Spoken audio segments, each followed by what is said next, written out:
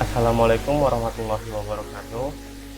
Perkenalkan, nama saya Fatir Adri Ahmad Arifki dengan NIM 2211101033. Pada presentasi kali ini, saya akan mereview jurnal yang berjudul Penerapan Algoritma Kruskal dan Solin pada Pendistribusian Air PDAM Tirta Aji, Cabang Wonosobo, dan penggunaan Microsoft VB630 sebagai pembandingnya. Jurnal ini ditulis oleh Agustaf Prasetyo, Mulyono, dan Masuri. Pada presentasi kali ini, ada beberapa topik yang akan saya bahas. Yang pertama adalah latar belakang masalah, yang kedua ada tujuan, yang ketiga metode, yang keempat hasil, dan yang terakhir kesimpulan. Yang pertama, latar belakang masalah.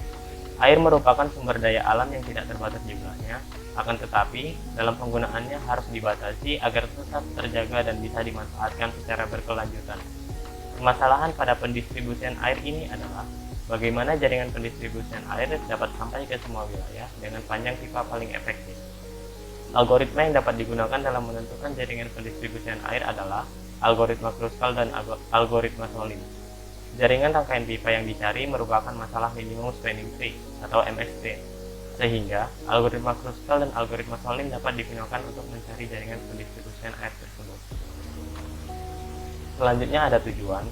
Tujuan pencarian jaringan pendistribusian air ini adalah mencari jaringan pendistribusian air dengan bobot jarak terkecil sehingga dapat menghemat pipa air PDAM yang digunakan untuk sarana pendistribusian. Pada tujuan pembuatan makalah ini juga digunakan untuk meminimalisir air yang digunakan pada masyarakat agar dapat menghemat dan meminimalisir pipa air juga yang digunakan pada PDAM.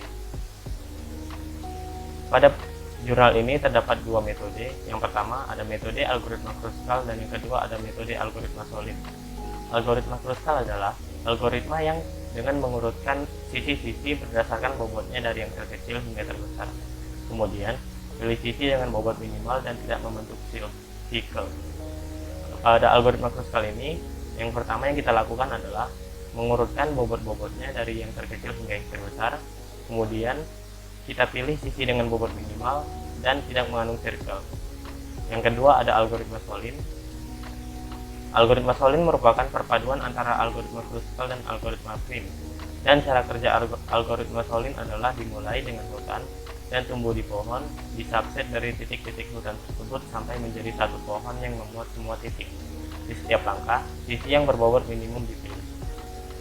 Karena sebelumnya belum pernah diajarkan algoritma Solin oleh dosen, sehingga pada presentasi kali ini saya akan menjelaskan metode secara algoritma Kruskal saja. Di sini terdapat hasil. Saya telah membuat tabel yang berurut dari bobot minimum sampai bobot paling terbesar. Dapat kita lihat. Ini pada titik 14 ke 17 itu terdapat di sini. Ini dapat kita beri garis untuk menjadikan ini menjadi minimum spanning tree. Yang kedua, pada titik 15 ke 16 terdapat di sini. Selanjutnya pada titik 40 ke 47 ada di sini. Pada titik 41 ke 42 ada di sini. Pada titik 51 ke 52 ada di sini. Pada titik 37 ke 40 ada di sini. Pada titik 27 ke 28 itu ada di sini. Pada titik 33 ke 34 itu ada di sini. Pada titik 29 ke 35 ada di sini. Pada titik 47 ke 48 itu ada di sini. Pada titik 28 ke 29 itu ada di sini. Pada titik 56 ke 57 ada di sini. Pada titik 36 ke 37 ada di sini. Pada titik 36 ke 41 ada di sini. Pada titik 29 ke 30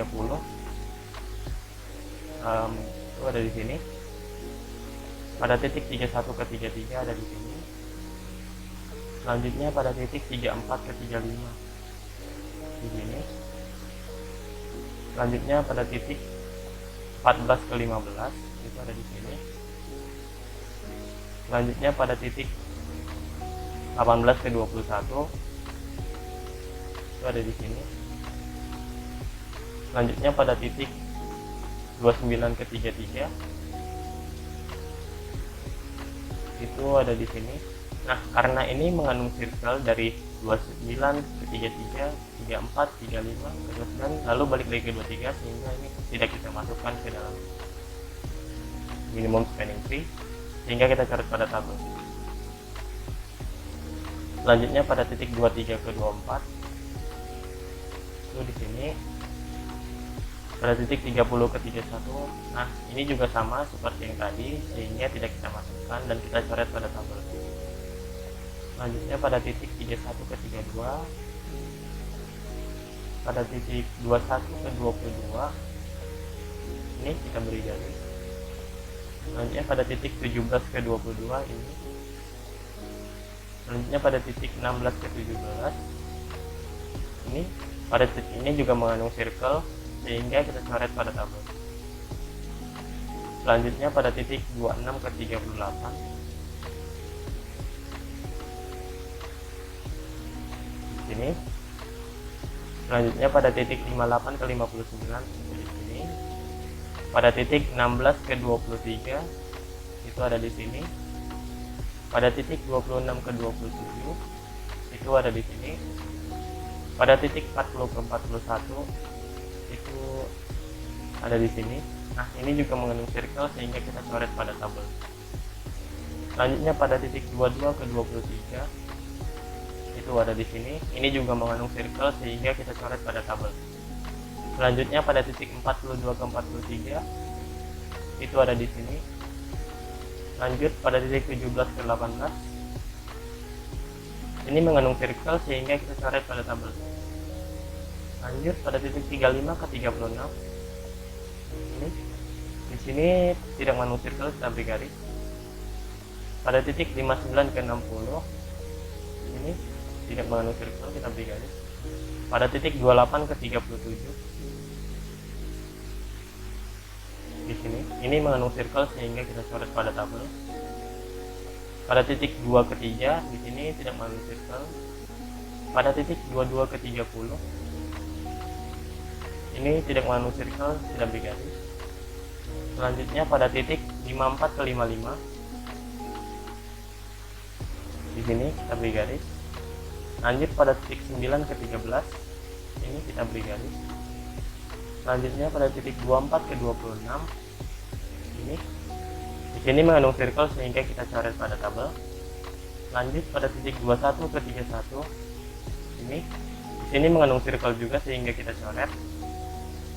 Selanjutnya pada titik 43 ke 44 ini tidak mengandung circle.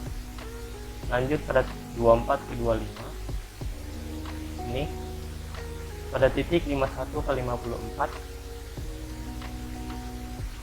ini di sini. Pada titik 18 ke 20 ini di sini. Pada titik 23 ke 28 itu ada di sini. Ini mengandung circle, sehingga kita coret pada tabel. Lanjut pada titik 46 ke 55 itu ada di sini. Pada titik 53 ke 54 itu ada di sini. Pada titik 12 ke 13 itu ada di sini. Lanjut pada titik 27 ke 48 itu ada di sini. Ini mengandung circle dari ini ke sini, ini dan ke sini, sehingga ini coret pada tabel. Selanjutnya pada titik 42 ke 46 ini tidak mengandung circle, sehingga kita tulis. Pada titik 32 ke 34 ini, di sini mengandung circle dari 31 ke 32 ke 34 ke 33 dan balik lagi ke 31, sehingga kita coret pada tabel. Selanjutnya pada titik 47 ke 49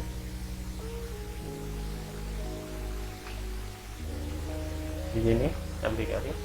Pada titik 48 ke 50 ini kita beri garis. Pada titik 34 ke 41 ini, di sini mengandung circle dari 35 ke 34 ke 41 ke 36 lalu balik lagi ke 35, sehingga kita coret pada tabel. Lanjut pada titik 34 ke 43 Di sini juga mengandung circle dari 34 ke 43 ke 42 ke 41 ke 36 ke 35 balik lagi ke 34, sehingga kita coret pada tabel. Lanjut dari titik 9 ke 10, ini tidak mengandung circle. Pada titik 38 ke 51, ini di sini mengandung circle ya, ini bagus dari sini mengandung circle sehingga kita coret pada tabel. Pada titik 13 ke 14, di sini tidak mengandung circle, kita beri garis. Lanjut pada titik 60 ke 62, itu ada di sini. Pada titik 55 ke 56 ada di sini. Pada titik 7 ke 9 itu ada di sini. Lanjut pada titik 45 ke 46 itu ada di sini. Pada titik 18 ke 19 itu ada di sini. Pada titik 60 ke 61 ada di sini. Lalu pada titik 56 ke 59 ini kita beri garis. Lalu pada titik 38 ke 39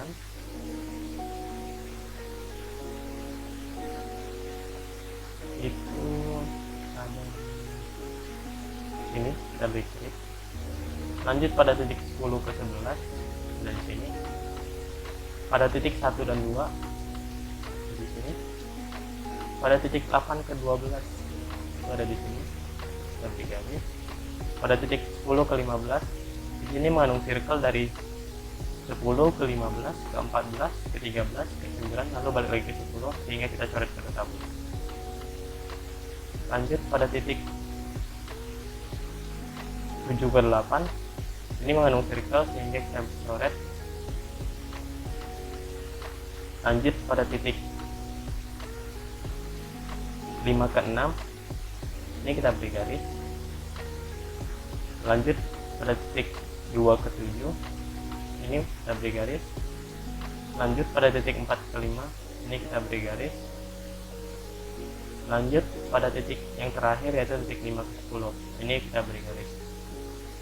Mohon maaf, ini ada salah pada bagian titik yang 8 ke 12, ini seharusnya menutupi garis yang pada titik 10 ke 15, sehingga total awal dari pendistribusian air ini adalah sejumlah 45.742 dan hasil setelah digunakan algoritma Kruskal berjumlah 36.715, sehingga dapat disimpulkan bahwa berdasarkan hasil penelitian dan pembahasan, disimpulkan bahwa hasil bobot rentang minimal menggunakan algoritma Kruskal yaitu 36.715 meter. Hal ini berarti dapat dilakukan penghematan pipa pendistribusian air PDAM Tirta Aji sepanjang 9.027 meter dari panjang total pipa sebelumnya 45.742 meter. Sekian presentasi yang saya sampaikan. Apabila ada salah kata saya mohon maaf. Wassalamualaikum warahmatullahi wabarakatuh.